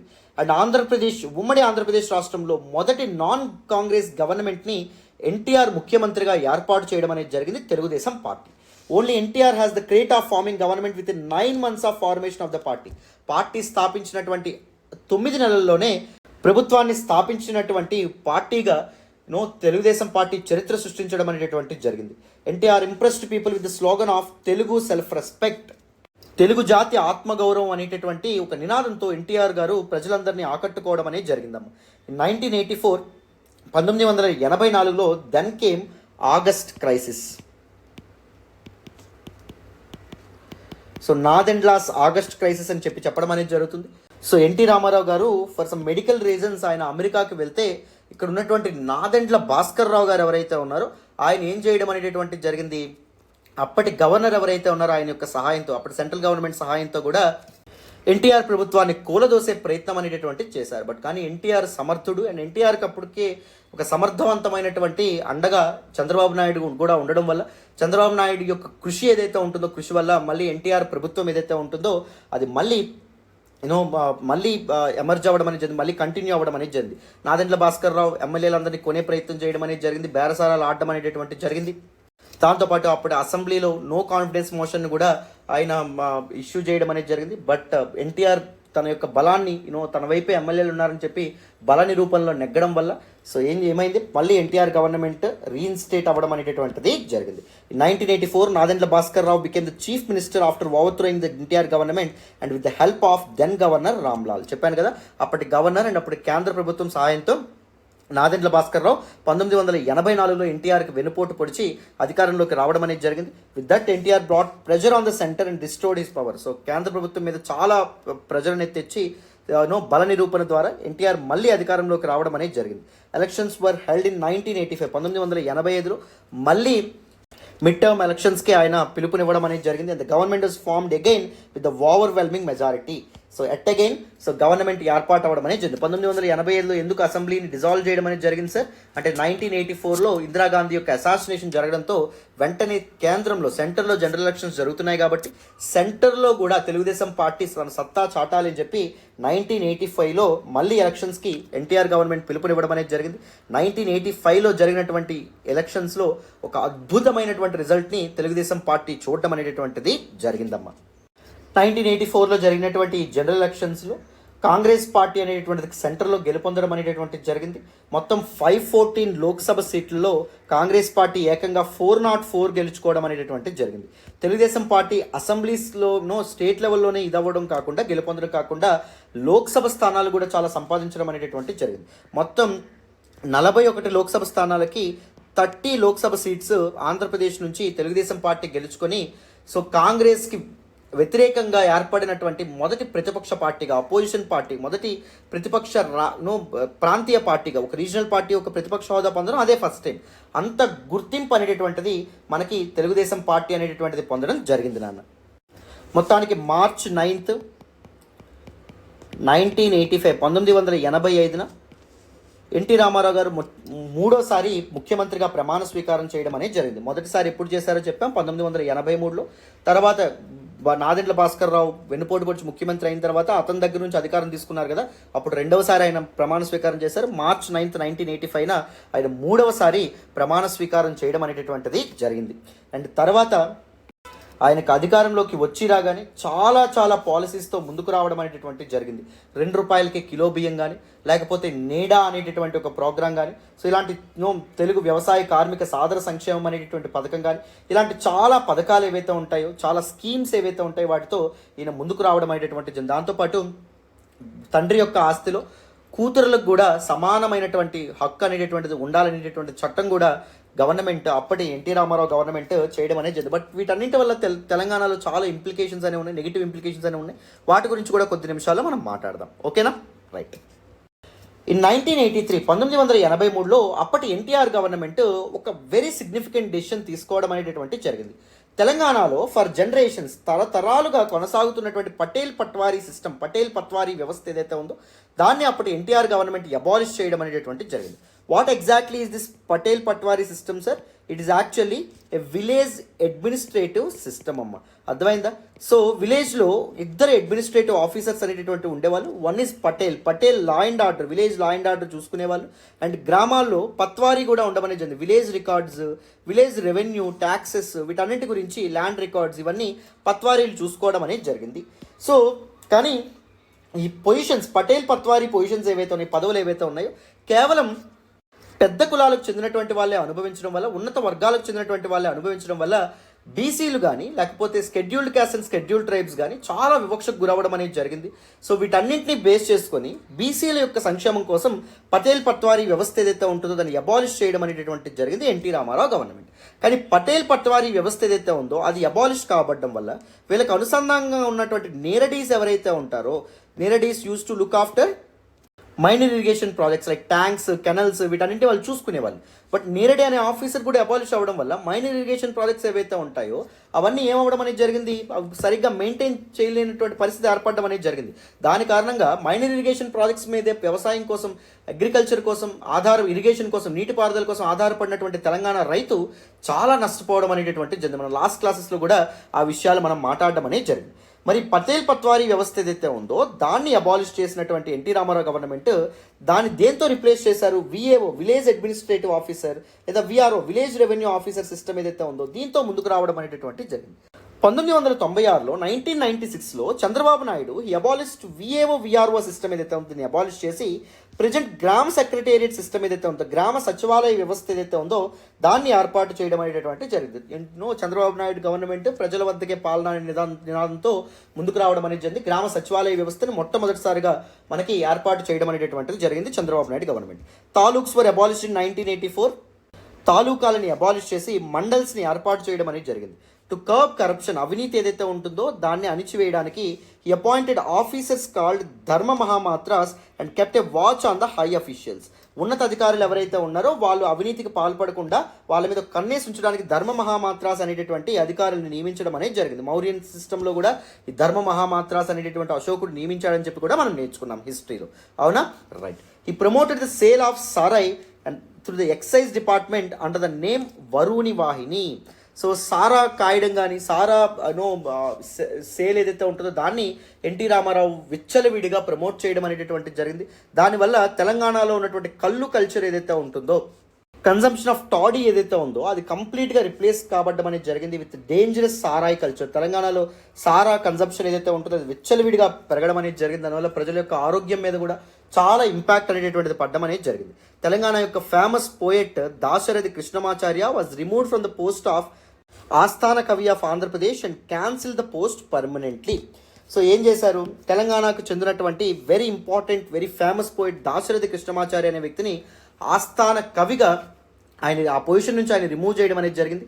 అండ్ దానివల్ల చాలా డిస్క్రిమినేషన్ రావడంతో కంప్లీట్గా పోస్ట్ని పూర్తిగా తొలగించేయడం అనేటటువంటిది జరిగింది. చూడండి, మన తెలంగాణ ఎన్టీఆర్ గవర్నమెంట్లో ఎలాంటి డిస్క్రిమినేషన్ అనేటటువంటిది చూడడం జరిగింది. ఫస్ట్ పటేల్ పట్వారీ వ్యవస్థ ఏదైతే ఉందో అది అబాలిష్ చేయడం వల్ల అది ఒక సివియర్ బ్యాడ్ ఇంపాక్ట్ అనేది చూపించడం అనేది జరిగింది. అండ్ కల్లు కల్చర్ ఏదైతే ఉందో దాన్ని సారాయి కల్చర్తో అబాలిష్ చేయడం వల్ల కూడా తెలంగాణ మీద ఇంపాక్ట్ పడడం అనేది జరిగింది. అండ్ దాంతోపాటు ఫేమస్ పర్సనాలిటీస్ ఎవరైతే ఉన్నారో వాళ్ళు కూడా నిర్లక్ష్యానికి, నెగ్లిజెన్స్కి అండ్ డిస్క్రిమినేషన్కి గురవడం అనేటటువంటిది జరిగింది. అర్థమైందా? అండ్ ఎన్టీఆర్ ప్రవేశపెట్టినటువంటి ₹2 కిలో బియ్యం అనేటటువంటి పథకం ద్వారా కూడా సో ఆంధ్ర రైతులు ఎవరైతే ఉన్నారో, ఫార్మర్స్ ఎవరైతే ఉన్నారో లాభపడ్డారు. కానీ డ్రై ల్యాండ్ అగ్రికల్చర్ ఫాలో అయినటువంటి మెయిజ్ ఇలాంటివి రాగులు, జొన్నలు ఇలాంటివి పండించేటటువంటి తెలంగాణ రైతు మాత్రం విపరీతంగా నష్టపోవడం అనేటటువంటిది జరిగింది నాన్న. రైట్, మనం లాస్ట్ క్లాసెస్లో వాటి గురించి కూడా మాట్లాడుకున్నాం. అండ్ ఎన్టీఆర్ గవర్నమెంట్లోనే 1985లో పొట్టి శ్రీరాములు తెలుగు యూనివర్సిటీ అనేటటువంటిది హైదరాబాద్లో ఎస్టాబ్లిష్ అవ్వడం అనేటటువంటిది జరిగింది. This university has 5 campuses. మొదటిది హైదరాబాద్లో ఉన్నటువంటి కళాతోరణం, రెండవది కర్నూలు జిల్లాలోని శ్రీశైలంలో ఎస్టాబ్లిష్ చేసినటువంటి పాల్కురికి సోమనాథుని ప్రాంగణం ప్రెసింట్ అంటాం. అండ్ దాంతోపాటు ఈస్ట్ గోదావరి, తూర్పుగోదావరి జిల్లాలోని రాజమండ్రిలో ఏర్పాటు చేసినటువంటి నన్నయ్య ప్రాంగణం, అండ్ వరంగల్లో ఏర్పాటు చేసినటువంటి పోతన ప్రాంగణము, అండ్ దాంతోపాటు కృష్ణా జిల్లాలోని కూచిపూడిలో ఏర్పాటు చేసినటువంటి సిద్ధేంద్ర యోగి ప్రాంగణం. సో ఈ 5 క్యాంపస్లు అనేటటువంటి పొట్టి శ్రీరాములు తెలుగు యూనివర్సిటీకి అనుసంధానంగా ఉండడం అనేటటువంటిది జరిగిందమ్మ. అండ్ దాంతోపాటు తర్వాత 1986లో 1986లో విజయవాడలో ఎన్టీఆర్ యూనివర్సిటీని కూడా ఏర్పాటు చేయడం అనేటటువంటిది జరిగింది. సో ఎన్టీఆర్ యూనివర్సిటీని ఎన్టీఆర్ హెల్త్ యూనివర్సిటీని ఎస్టాబ్లిష్ చేసి రాష్ట్రంలో ఉన్నటువంటి అప్పటి ఉమ్మడి ఆంధ్రప్రదేశ్లో ఉన్నటువంటి అన్ని మెడికల్ కాలేజెస్ని కూడా దీని పరిధిలోకి తీసుకురావడం అనేటటువంటిది జరిగిందమ్మా. ఎన్టీ రామారావు అధికారంలో ఉన్నప్పుడు 1986లో 1986లో ఎన్టీఆర్ హెల్త్ యూనివర్సిటీని విజయవాడలో ఏర్పాటు చేసి రాష్ట్రంలో ఉన్నటువంటి అన్ని మెడికల్ కాలేజెస్ని ఎన్టీఆర్ హెల్త్ యూనివర్సిటీ పరిధిలోకి తీసుకురావడం అనేటటువంటిది జరిగింది. అండ్ దాంతోపాటు another important and remarkable event happen during the regime of NT Ramarao, that was erection of 33 Telugu వైతాళిక statues అమ్మ. తెలుగు స్కాలర్స్ ఎవరైతే ఉన్నారో, తెలుగు భాషకు, తెలుగు నేలకు ఎంతో కంట్రిబ్యూట్ చేసినటువంటి వైతాళికులు ఎవరైతే ఉన్నారో వాళ్ళ స్టాట్యూస్ అన్నీ ట్యాంక్ బండ్ పైన హుస్సేన్ సాగర్ దగ్గర ఎస్టాబ్లిష్ చేయడం అనేది జరిగింది, ఎరెక్ట్ చేయడం అనేది జరిగింది. కానీ ఇక్కడ మన తెలంగాణకు జరిగినటువంటి అన్యాయం క్లియర్ కట్గా మనకు కనిపించడం అనేది జరుగుతుంది. సో ఈ 33 మందిలో కేవలం 8 మంది మాత్రమే తెలంగాణకు చెందినటువంటి వాళ్ళమ్మ. సో దీన్ని బట్టి మనం ఏం అర్థం చేసుకోవచ్చు, how the culture and history of Telangana has been neglected. Telangana యొక్క చరిత్ర, తెలంగాణ యొక్క విశిష్ట సంస్కృతికి ఎలా అన్యాయం జరిగిందో మనకు క్లియర్గా అర్థమవుతుంది. కేవలం Rudramadevi statue, Abul Hasan Tanisha, Qutb Shahi ruler and Bhakta Ramadasu, Mir Mahbub Ali Khan and Makhdoom Mohiuddin and Bammera Pothana and Suravaram Pratapareddy, Komaram Bheem కూడా 2012లో తర్వాత ఎస్టాబ్లిష్ చేశారు. ఇవి తప్ప మిగిలినవన్నీ ఆంధ్ర ప్రాంతానికి చెందినటువంటి వాళ్ళ యొక్క స్టాట్యూసే ఎరెక్ట్ చేయడం అనేటటువంటిది సో మన తెలంగాణకు జరిగినటువంటి అన్యాయంగా మనం గమనించవచ్చు. ఆల్వేస్ ఎన్టీఆర్ గవర్నమెంట్ అవ్వచ్చు, తర్వాత వచ్చినటువంటి సిబిఎన్ చంద్రబాబు నాయుడు గవర్నమెంట్ అవ్వచ్చు, దాని తర్వాత వచ్చినటువంటి రాజశేఖర రెడ్డి గవర్నమెంట్ అవ్వచ్చు, దాని తర్వాత వచ్చినటువంటి ఏర్పడినటువంటి తెలంగాణ రాష్ట్రం ఏర్పడిన వరకు వచ్చినటువంటి ప్రభుత్వాలన్నీ సో తెలుగు భాష, తెలుగు ఐక్యత, తెలుగు ఐడెంటిటీ, తెలుగు అస్తిత్వం అనే పేరుతో తెలంగాణ అస్తిత్వానికి, తెలంగాణ ఐడెంటిటీకి, తెలంగాణ ప్రజలకు, తెలంగాణ భాషకు, తెలంగాణ యాసకు, తెలంగాణ సంస్కృతికి విపరీతమైనటువంటి అన్యాయాన్ని, విపరీతమైనటువంటి ద్రోహాన్ని చేయడం అనేటటువంటి జరిగింది. జాగ్రత్తగా మనం గమనించుకోవాలి. అండ్ ఇంకొక విచిత్రమైనటువంటి సంఘటన ఏంటి అంటే ఆంధ్ర విశ్వవిద్యాలయానికి ఛాన్సలర్గా పనిచేసినటువంటి సర్ సిఆర్ రెడ్డి, కట్టమంచి రామలింగారెడ్డి గారి యొక్క స్టాట్యూ అనేటటువంటిది అప్పటి ఆంధ్ర యూనివర్సిటీ క్యాంపస్లో ఎస్టాబ్లిష్ చేస్తే ఉస్మానియా యూనివర్సిటీని ఎస్టాబ్లిష్ చేసి ఉస్మానియా యూనివర్సిటీ యొక్క మొదటి వైస్ ఛాన్సలర్గా పనిచేసినటువంటి నవాబ్ అలియార్ జంగ్ యొక్క స్టాట్యూ కూడా ఎస్టాబ్లిష్ చేయాలి కదా ఉస్మానియా యూనివర్సిటీ క్యాంపస్లో ప్రాంగణంలో, కానీ అది చేశారా అంటే చేయలేదు. And this discrimination is evident in other instances as well. ఈ వివక్ష చాలా దగ్గరలో మనకు కనిపిస్తూ ఉంటుంది. Though the statues of Manyam Veera Alluri Sitaramaraju was erected at many places. Andhra తెలంగాణలోని చాలా ప్రాంతాల్లో, ముఖ్యంగా అటవీ అండ్ ఏజెన్సీ ప్రాంతాల్లో అతని యొక్క స్టాట్యూని ఎస్టాబ్లిష్ చేశారు. కానీ అదే ట్రైబల్ రైట్స్ ఏవైతే ఉంటాయో, అదే ఆదివాసీ హక్కుల కోసం పోరాడినటువంటి జల్ జంగిల్ జమీన్ అనేటటువంటి ఒక అద్భుతమైనటువంటి నినాదంతో ఆదివాసీల్లో చైతన్యం తీసుకొచ్చినటువంటి కొమరం భీం యొక్క స్టాట్యూ ఎక్కడైనా ఎస్టాబ్లిష్ చేసిందా ప్రభుత్వం అంటే చేయలేదనే చెప్పుకోవాలి. దీనివల్ల తెలంగాణ పీపుల్, తెలంగాణ నాయకులు కానీ అండ్ దాంతోపాటు తెలంగాణ లీడర్స్ కానీ చాలా కోపానికి గురవడం అనేటటువంటిది జరిగింది. సో మరిదస్ తెలంగాణ ఉద్యమం ఏదైతే జరిగిందో, the last phase of Telangana movement KCR నేతృత్వంలో ఎప్పుడైతే జరిగిందో అప్పుడు ట్యాంక్ బండి మీద జరిగినటువంటి లాంగ్ మార్చ్ ఏదైతే ఉందో దానిలో భాగంగా చాలామంది తెలంగాణ యాక్టివిస్ట్, తెలంగాణ కార్యకర్తలు ఎవరైతే ఉన్నారో, తెలంగాణ నాయకులు ఎవరైతే ఉన్నారో వాళ్ళు ఆంధ్ర ప్రాంతానికి చెందినటువంటి వ్యక్తుల యొక్క 16 స్టాట్యూస్ ఏవైతే ఉంటాయో వాటి కంప్లీట్గా డిస్ట్రాయ్ చేయడం అనేది జరిగింది, ధ్వంసం చేయడం అనేది జరిగింది. వీలైతే పెద్దింటి అశోక్ కుమార్ రాసినటువంటి లాంగ్ మార్చ్ అనే బుక్ ఉంటుందమ్మా, చదవండి. అమెజాన్లో కూడా మీకు దొరుకుతుంది. మీకు నిజంగా రోమాలన్నీ నెక్కబడుచుకుంటే అసలు ఎంత ఘోరమైన పరిస్థితులు మనం చూసామనేటటువంటి విషయం మీకు తెలుస్తుంది. ఆ టైంలో లాంగ్ మార్చ్ సమయంలో సో ఎలా తెలంగాణ మొత్తం ఏకమైంది, ఎలా తెలంగాణ రాష్ట్ర సాధనలో ఆ పర్టికులర్ ఈవెంట్ ఏదైతే ఉందో అది ఎంత ఇంపార్టెంట్ రోల్ ప్లే చేసిందనే విషయాన్ని పెద్దింటి అశోక్ కుమార్ గారు చాలా అద్భుతంగా రాయడం అనేటటువంటిది జరిగింది. చాలా అద్భుతంగా అన్వీక్షకి పబ్లిషర్స్ వాళ్ళు ఎవరైతే ఉన్నారో వాళ్ళు దాన్ని పబ్లిష్ చేశారు. వీలైతే ఒకసారి చదవండి, అమెజాన్లో ఆర్డర్ పెట్టుకోండి, చాలా బాగుంటుంది. మీకు చాలా ఒక పర్స్పెక్టివ్ అనేది యాడ్ అవుతుంది మీ ఆన్సర్ రైటింగ్లో. Telangana irrigation projects were neglected and priority was given to Seemandhra. తెలంగాణలో ఉన్నటువంటి నీటిపారుదల ప్రాజెక్ట్స్ ఏవైతే ఉంటాయో వాటిని కంప్లీట్గా నెగ్లెక్ట్ చేయడం అనేటటువంటిది జరిగింది. మనం ఆల్రెడీ ఇరిగేషన్ ఫీల్డ్లో ఎలా తెలంగాణకు అన్యాయం జరిగిందని లాస్ట్ క్లాసెస్లో కూడా మనం మాట్లాడాం. For example Srisailam right bank canal ఏదైతే ఉందో దానికి ఎన్టీఆర్ గవర్నమెంట్ చాలా ఇది ఇవ్వడం అనేది చాలా ఇంపార్టెన్స్ ఇవ్వడం అనేది జరిగింది. ఎందుకు? ఈ శ్రీశైలం రైట్ బ్యాంక్ కెనాల్ ఏదైతే ఉందో అది రాయలసీమకు వాటర్ అనేది, కోస్తాంధ్ర సీమాంధ్రలో భాగమైనటువంటి రాయలసీమకు వాటర్ అందిస్తుంది కాబట్టి. అదే శ్రీశైలం లెఫ్ట్ బ్యాంక్ కెనాల్ ఏదైతే ఉందో ఆ ప్రాజెక్ట్ని ఇంపార్టెన్స్ ఇచ్చారు, ఆ ప్రాజెక్ట్ మీద ఫోకస్ పెట్టారా అంటే చేయలేదు. The Srisailam right bank canal project was complete in war footing, ఒక యుద్ధ ప్రాతిపదికన దాన్ని కంప్లీట్ చేశారు. ఎందుకు? రాయలసీమ ప్రాంతానికి water, drinking water and irrigation water అనేటటువంటిది అందించడానికి కాలువల ద్వారా. But Srisailam left bank canal ఏదైతే తెలంగాణ ప్రజలకు నల్గొండ మరియు ఇతర ప్రాంతాలకి వాటర్ అందించడానికి డిజైన్ చేసినటువంటి Srisailam left bank canal project ఏదైతే ఉందో దాన్ని కంప్లీట్గా ఎన్టీఆర్ ప్రభుత్వం ఏదైతే ఉందో నెగ్లెక్ట్ చేయడం అనేటటువంటిది జరిగింది. ఎప్పుడు తెలంగాణకి ఒక స్టెప్ మదర్లీ ట్రీట్మెంట్ అనమాట, ఒక సవతి తల్లి ధోరణి ఏదైతే ఉందో అది ఉంది. మీకు ఇంకా చెప్పాలంటే తెలుగు గంగా ప్రాజెక్ట్ ద్వారా చెన్నైకి కూడా నీరు అందించాలని ప్రయత్నించారు, కానీ మన తెలంగాణ వాళ్ళకు మాత్రం అసలు ఎంత అన్యాయం జరిగిందంటే అంత అన్యాయం జరిగింది. అందుకే తెలంగాణ ఉద్యమం జరగడంలో, తెలంగాణ ఉద్యమంలో భాగంగా ఎంతోమంది ఆహుతవడంలో, ఎంతోమంది తమ ప్రాణాలను అర్పించడంలో సో అసలు తప్పే లేదు. అంత కష్టపడడం వల్ల మనకి ఇప్పుడు తెలంగాణ రాష్ట్రం సాధించుకోగలిగాం, మనకంటూ మన అస్తిత్వాన్ని కాపాడుకోగలుగుతున్నాం, మనకంటూ ఉద్యోగాలు కల్పించుకోగలుగుతున్నాం.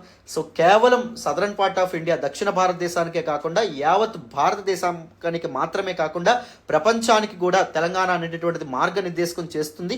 దానికి కారణం మనకు ప్రత్యేక రాష్ట్రం అనేటటువంటిది ఉండడం వల్లే. ఒకవేళ ఉమ్మడి ఆంధ్రప్రదేశ్లో కొనసాగుతూ ఉంటే మనం ఇంకా వివక్షను ఫేస్ చేసేవాళ్ళం, ఇంకా డిస్క్రిమినేషన్ మనం చూసేవాళ్ళం, రైట్. అండ్ ఇంకొక విషయం ఏంటి అంటే ఎన్టీఆర్ గవర్నమెంట్లోనే మ్యాసివ్ మైగ్రేషన్ అనేటటువంటిది మొదలైంది. సీమాంధ్ర నుంచి హైదరాబాద్కి టీడీపీ గవర్నమెంట్ హయాంలోనే ఎంతోమంది ఈ ఆంధ్ర కొలనిస్టులు ఎవరైతే ఉన్నారో, ఈ ఆంధ్ర వలసదారులు ఎవరైతే ఉన్నారో, వలసవాదులు ఎవరైతే ఉన్నారో, పెట్టుబడిదారులు ఎవరైతే ఉన్నారో వాళ్ళు హైదరాబాద్కి, తెలంగాణ ప్రాంతానికి వచ్చి ఇక్కడ భూముల్ని చాలా తక్కువకి అక్కడికి కొనేసుకొని సో రియల్ ఎస్టేట్ వ్యాపారాలు చేసి డబ్బులన్నీ వాళ్ళ జోబుల్లో నింపుకున్నారు తప్ప తెలంగాణ ప్రజలకు తెలంగాణ వనరులు దోచుకున్నారు తప్ప వాళ్ళు తెలంగాణకి ఏమాత్రం చేసింది లేదు. Then TDP government has set up the Kukatpalli Housing Board, Vanasthapuram Housing Board and Jubilee Hills Housing Cooperative Societies to accommodate Andhrites. Andhra ప్రాంతం నుంచి తెలంగాణకి, హైదరాబాద్కి వచ్చి స్థిరపడినటువంటి వలసవాదులు ఎవరైతే ఉన్నారో, ఈ దోపిడీ దొంగలు ఎవరైతే ఉన్నారో వాళ్ళందరికీ అకామిడేషన్ ఏదైతే ఉందో అది కల్పించడానికి అప్పటి గవర్నమెంట్ హౌసింగ్ బోర్డ్స్ అనేవి ఏర్పాటు చేసింది. ఇప్పుడు కేపీహెచ్పి మీరు చూస్తే అది మినీ ఆంధ్రప్రదేశ్లో కనిపిస్తుంది. హైదరాబాద్లో ఉన్న ఆంధ్రప్రదేశ్ అది. ఆంధ్ర వంటకాలు, భీమవరం రుచులు, రైట్. నెల్లూరు పెద్దారెడ్డి చేపల పులుసు, ఇలా చాలా ఆంధ్ర వంటకాలే మనకు అక్కడ కనిపిస్తాయి. ఆంధ్ర కల్చర్ ఏదైతే ఉందో అక్కడ మనకి ప్రతిబింబించడం అనేటటువంటిది జరుగుతుంది. గ్లోరిఫికేషన్ ఆఫ్ ఆంధ్ర కల్చర్ ఉంటుంది, రైట్. మనకి అక్కడ కేపీహెచ్బి లాంటి ప్రాంతాల్లో అక్కడ తెలుగుదేశం పార్టీ ముఖ్యంగా ఎన్టీ రామారావు గవర్నమెంట్లో చాలా తక్కువ రేటుకమ్మా, చాలా అంటే చాలా తక్కువ రేటుకి భూములు పంచిపెట్టడం అనేది జరిగింది ఆంధ్ర వాళ్ళకి. KPHB has been recognised the largest housing board colony Asia ఖండంలోనే అతిపెద్ద హౌసింగ్ బోర్డ్ కాలనీగా కేపీహెచ్బి చరిత్ర సృష్టించడం అనేది జరిగింది. ఈవెన్ ఎంటర్టైన్మెంట్ సెక్టార్లో కూడా తెలంగాణకి తీవ్రమైన అన్యాయం జరగడం అనేది జరిగింది. ఆ సమయంలో ఏం జరిగింది, ఎన్టీఆర్ హయాంలో చెన్నై నుంచి తెలుగు ఫిల్మ్ ఇండస్ట్రీ కాస్త హైదరాబాద్కి మూవ్ అవ్వడం అనేటటువంటిది జరిగింది. అప్పుడు ఏం చేశారు, హైదరాబాద్కి వచ్చినటువంటి సినీ పెద్దలు ఎవరైతే ఉంటారో, సినీ ఉద్దండ పిండాలు ఎవరైతే ఉంటారో వాళ్ళందరికీ హైదరాబాద్లో చాలా ఎక్స్పెన్సివ్ ల్యాండ్ని చాలా తక్కువ ధరకి ఇవ్వడం, అప్పగించడం అనేది జరిగింది ఫిల్మ్ స్టూడియోస్ కన్స్ట్రక్ట్ చేయడానికి. దాని కారణంగా పద్మాలయ స్టూడియోస్, సో స్వర్గీయ కృష్ణ గారు ఎవరైతే ఉన్నారో ఆయన పద్మాలయ స్టూడియోస్ని ఏర్పాటు చేసుకున్నారు. స్వర్గీయ అక్కినేని నాగేశ్వరరావు గారు అన్నపూర్ణ స్టూడియోస్ని ఏర్పాటు చేసుకున్నారు. ఎన్టీ రామారావు గారు రామకృష్ణ స్టూడియోని ఏర్పాటు చేశారు. రామానాయుడు స్టూడియో అనేది వచ్చింది. రామోజీ ఫిల్మ్ సిటీ ఏదైతే ఉంటుందో అది కూడా కట్టుకోగలిగారు, రైట్. ఇవన్నీ రావడం అనేది జరిగింది ఎన్టీఆర్ గవర్నమెంట్ పుణ్యాన్ని. ఎన్టీఆర్ గవర్నమెంట్ చాలా తక్కువ ధరకు వీళ్ళకి అన్నీ ఇచ్చేయడం వల్ల, అవునా, ల్యాండ్స్ కానీ రిసోర్సెస్ కానీ అందించడం వల్ల. బట్ కానీ ఎల్స్ట్వైల్ ఫిల్మ్ స్టూడియోస్ ఏవైతే ఉన్నాయో ఒకప్పుడు హైదరాబాద్ స్టేట్లో ఉన్నటువంటి ఫిల్మ్ స్టూడియోస్ లైక్ గోల్నకా స్టూడియో కానీ, భాగ్యనగర్ స్టూడియో కానీ, నిజాం టైంలో ఏర్పాటైనటువంటివి ఇవన్నీ పూర్తిగా తమ ప్రామినెన్స్ కోల్పోయి పూర్తిగా అంతర్ధానం అవ్వడం అనేటటువంటిది జరిగింది. చూడండి, name it any sector, irrigation sector చూసుకున్నా, ఎంప్లాయ్మెంట్ చూసుకున్నా, పబ్లిక్ హెల్త్ చూసుకున్నా, లేకపోతే అగ్రికల్చర్ చూసుకున్నా, ఇండస్ట్రీస్ చూసుకున్నా, ఎంటర్టైన్మెంట్ సెక్టార్ చూసుకున్నా, టూరిజం చూసుకున్నా, లేకపోతే broadcasting, print media, electronic media, ఏం చూసుకున్నా తెలంగాణకి తీవ్రమైన అన్యాయం జరిగింది. తెలంగాణ వనరులు కానీ, తెలంగాణ నేల కానీ దోపిడీకి గురవ్వడం అనేటటువంటిది జరిగింది. క్లారిటీ వచ్చిందా అందరికీ? ఇక్కడ వరకు డీటెయిల్గా అర్థమైందని అనుకుంటున్నాను. Emergency of NTR, rise of Nandamuri Taraka Rama Rao, ఒక సామాన్యమైనటువంటి రైతు బిడ్డ నుంచి ఒక వెండితెర ఇలవేల్పుగా ఆయన ఎలా మారడం అనేది జరిగింది, ద గాడ్ ఆఫ్ సిల్వర్ స్క్రీన్గా. అక్కడి నుంచి ఎన్టీ రామారావు ఒక తిరుగులేనటువంటి రాజకీయ శక్తిగా ఎలా అవతరించడం అనేటటువంటిది జరిగింది అనే విషయాలు మనం మాట్లాడుకున్నాం. The age of NTR and his policies, ఆ పాలసీస్ మన తెలంగాణ నేల మీద, తెలంగాణ పీపుల్కి ఎంత ఎఫెక్ట్ చేశాయని చెప్పి మనం మాట్లాడుకోవడం అనేది జరిగింది. ఇప్పుడు ఎన్టీ రామారావు గవర్నమెంట్ తర్వాత ఏర్పాటైనటువంటి చంద్రబాబు నాయుడు గవర్నమెంట్ ఏదైతే ఉందో, ఈ చంద్రబాబు నాయుడు గవర్నమెంట్ టైంలో తీసుకొచ్చినటువంటి పాలసీస్, ముఖ్యంగా ఎల్పిజి రిఫార్మ్స్ని చాలా వేగవంతం చేయడం అనేది జరిగింది. Chandrababu Naidu liberalisation, privatisation, globalisation, వాటి కారణంగా తెలంగాణ మీద ఎలాంటి ఎఫెక్ట్ పడడం అనేది జరిగింది, ఇవన్నీ తెలుసుకుందామా. Very important topic in the exam perspective చెప్తున్నాను. You can expect a direct question and trust me, after the completion of this particular class you will be in a position to write any answer from this particular topic. ఏ question వచ్చినా మీరు దాన్ని పర్ఫెక్ట్గా మిగిలిన వాళ్ళకంటే చాలా చక్కగా answer చేయగలుగుతారు, నాది హామీ. ఓకేనా, రైట్. సో ఇప్పుడు నెక్స్ట్ చూడాలి నాన్న. So now let us look at the age of Nara Chandrababu Naidu.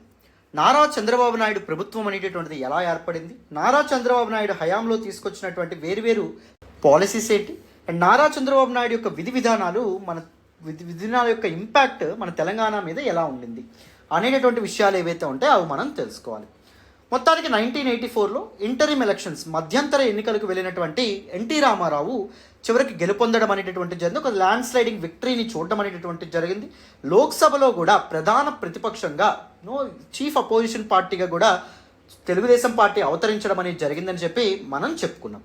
అయితే 1989లో జరిగినటువంటి ఎలక్షన్స్ ఏవైతే ఉంటాయో ఆ ఎలక్షన్స్లో తెలుగుదేశం పార్టీ ఓడిపోవడం అనేటటువంటిది జరిగింది.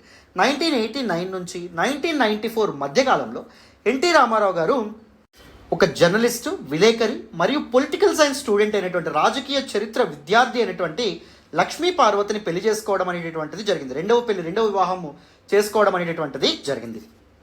దాని తర్వాత కాంగ్రెస్ పార్టీ, మొత్తం దేశంలోనే కాంగ్రెస్ పార్టీకి ఆపోజిట్గా వ్యతిరేకంగా ఉన్నటువంటి చాలా రీజనల్ పార్టీస్ ఏవైతే ఉంటాయి, చిన్న చిన్న పార్టీస్ అందరినీ ఒక తాటి మీదకి తెచ్చి నేషనల్ లెవెల్లో నేషనల్ ఫ్రంట్ ఏదైతే ఉంటుందో అనేటటువంటి ఒక కూటమిని ఏర్పాటు చేయడం అనేటటువంటిది జరిగింది. నేషనల్ ఫ్రంట్ ఎవరికి వ్యతిరేకంగా, కాంగ్రెస్కి వ్యతిరేకంగా పనిచేయడం అనేటటువంటిది జరిగింది. ఈ నేషనల్ ఫ్రంట్ సెంటర్లో విపి సింగ్ నేతృత్వంలో అధికారాన్ని, పవర్ని చేజెక్కించుకోవడం అనేటటువంటిది జరిగింది. నేషనల్ ఫ్రంట్కి ఎన్టీ రామారావు చైర్మన్గా కూడా పనిచేయడం అనేటటువంటిది జరిగింది. అయితే 1994లో రాష్ట్రంలో జరిగినటువంటి ఎలక్షన్స్లో ఈసారి టీడీపీ పార్టీ, తెలుగుదేశం పార్టీ మళ్ళీ అధికారంలోకి, మళ్ళీ పవర్లోకి రావడం అనేటటువంటిది జరిగింది. ఎన్టీ రామారావు గారు 4వ సారి ఆంధ్రప్రదేశ్ ముఖ్యమంత్రిగా ప్రమాణ స్వీకారం చేయడం అనేటటువంటిది జరిగింది. అయితే ఇక్కడ ఒక చిన్న ఇబ్బంది ఏర్పడడం అనేది జరిగింది. ఎన్టీ రామారావు గారు కట్టుకున్నటువంటి పెళ్లి చేసుకున్నటువంటి రెండవ భార్య లక్ష్మీపార్వతి ఎవరైతే ఉన్నారో ఆవిడ పాలనా వ్యవహారాల్లో గవర్నెన్స్లో కానీ లేకపోతే డే టు డే అడ్మినిస్ట్రేషన్లో కానీ అనవసరంగా జోక్యం చేసుకుంటుంది. దాంతోపాటు రాజకీయ వ్యవహారాల్లో ఒక రాజ్యాంగేతర శక్తిగా కలగజేసుకుంటుంది. ఒక ఎక్స్ట్రా కాన్స్టిట్యూషనల్ ఫోర్స్గా ఆవిడ అలా అవతరిస్తుంది. She was not elected by the people, కానీ పీపుల్ ఎలక్ట్ చేసినటువంటి మంత్రులు కానీ లేకపోతే అదర్ శాసనసభ్యులు ఎవరైతే ఉంటారో వీళ్ళ అందరి మీద యజమాయిషి చెలాయిస్తూ ఉంది అనేటటువంటి ఆరోపణతో 1995లో 1995లో ఎన్టీఆర్ గవర్నమెంట్లో రెవెన్యూ మినిస్టర్గా పనిచేస్తున్నటువంటి చంద్రబాబు నాయుడు గారు ఎవరైతే ఉన్నారో ఆయన మన ఎన్టీ రామారావు గారిని అధికారం నుంచి దించేసి ఆయన పదవిలోకి రావడం అనేటటువంటి జరిగింది. So that particular 1995 TDP crisis మీ అందరికీ తెలుసని అనుకుంటున్నాను. సో చంద్రబాబు నాయుడుకి నందమూరి ఫ్యామిలీ మెంబర్స్ ఎవరైతే ఉంటారో సభ్యులు కూడా, కుటుంబ సభ్యులు కూడా చంద్రబాబు నాయుడుకి హెల్ప్ చేయడం అనేటటువంటి జరిగింది. హైదరాబాద్లో ఉన్నటువంటి వైస్రాయ్ హోటల్లో వైస్రాయ్ కూ అని చెప్పడం అనేది జరిగింది. రెబల్ చేయడం అనేది జరిగింది చంద్రబాబు నాయుడు. దాన్ని కొంతమంది వెన్నుపోటు అని పిలుస్తారు, బట్ మనకు అంతా అనవసరం, రైట్. అయితే మొత్తానికి ఎన్టీ రామారావు గవర్నమెంట్ అనేటటువంటిది, ఎన్టీ రామారావు గారు పదవీచ్యుతుడయ్యి ఎవరు మన యొక్క చంద్రబాబు నాయుడు గారు అధికారంలోకి రావడం అనేది జరిగింది. చీఫ్ మినిస్టర్గా రావడం అనేటటువంటిది జరిగింది. ఓకేనా. సో ఇప్పుడు the age of CBN Chandrababu Naidu garu హయాంలో తీసుకున్నటువంటి ఇంపార్టెంట్ డెసిషన్స్ వీటన్నిటి గురించి మాట్లాడాలి, వినండి. Chandrababu Naidu was in the Congress party while he was a student and later join TDP. So ఆయన విద్యార్థి దశలో ఉన్నప్పుడు చంద్రబాబు నాయుడు గారు కాంగ్రెస్ పార్టీతో దగ్గరగా ఉండడం అనేది జరిగింది. వైఎస్ రాజశేఖర రెడ్డి గారు అండ్ నారా చంద్రబాబు నాయుడు ఇద్దరు మంచి స్నేహితులు, మీ అందరికీ తెలుసని అనుకుంటున్నాను. తర్వాత ఈయన తెలుగుదేశం పార్టీలో చేరడం అనేటటువంటి జరిగింది. ఎన్టీఆర్ కుమార్తె అయినటువంటి నందమూరి భువనేశ్వరిని పెళ్లి చేసుకుని నందమూరి భువనేశ్వరి కాస్త నారా భువనేశ్వరీదేవిగా మారడం అనేటటువంటి జరిగింది. సో ఎన్టీఆర్ కూతుర్ని పెళ్లి చేసుకున్నటువంటి చంద్రబాబు నాయుడు టీడీపీలోకి ప్రవేశించి టీడీపీలో ఒక important role, very very pivotal role play చేయడం అనేది చాలా కీలక పాత్ర పోషించడం అనేటటువంటి జరిగింది. He rose through the ranks and took the second position in the party. అంచెలంచెలుగా ఎదుగుతూ ఆయన ఎన్టీ రామారావు గారు తర్వాత ముఖ్యమైనటువంటి నాయకుడిగా టీడీపీలో ఆయన ఎదగడం అనేటటువంటి జరిగింది. Taking NTR's marriage to Lakshmi Parvathi. NT Rama Rao garu 1989 తర్వాత సో లక్ష్మీ పార్వతిని మనం పొలిటికల్ సైన్స్ స్టూడెంట్ అండ్ దాంతోపాటు జర్నలిస్ట్ అని చెప్పుకున్నాం కదా, ఆవిడని పెళ్లి చేసుకోవడం అండ్ ఆవిడ రోజువారీ అడ్మినిస్ట్రేషన్లో డే టు డే అడ్మినిస్ట్రేషన్లో జోక్యం చేసుకుంటుంది. ఒక ఎక్స్ట్రా కాన్స్టిట్యూషనల్ పవర్గా ఆవిడ ఎదుగుతుంది అనేటటువంటి ఆరోపణలతో చంద్రబాబు నాయుడు గారు ఏం చేశారు, తన ఫ్యామిలీ మెంబర్స్ని ఉపయోగించుకొని ఈ rebelled and wrested power from NTR మీదకి రెబల్ తిరుగుబాటు చేసి ఆయన పదవిని చేజిక్కించుకోవడం అనేది జరిగింది. ఎమ్మెల్యే సపోర్ట్ అనేటటువంటిది ఆయన తీసుకోవడం అనేది జరిగింది. The 1990s saw many changes around the world. సరిగ్గా అదే సమయంలో ప్రపంచ రాజకీయాలు కూడా పెను మార్పులకి గురవడం అనేటటువంటిది జరిగింది. All over the world the socialist governments of the world including USSR collapsed. ఏం జరిగిందమ్మా, బ్యాక్గ్రౌండ్ ఎక్స్ప్లెయిన్ చేస్తాను, జాగ్రత్తగా వినండి.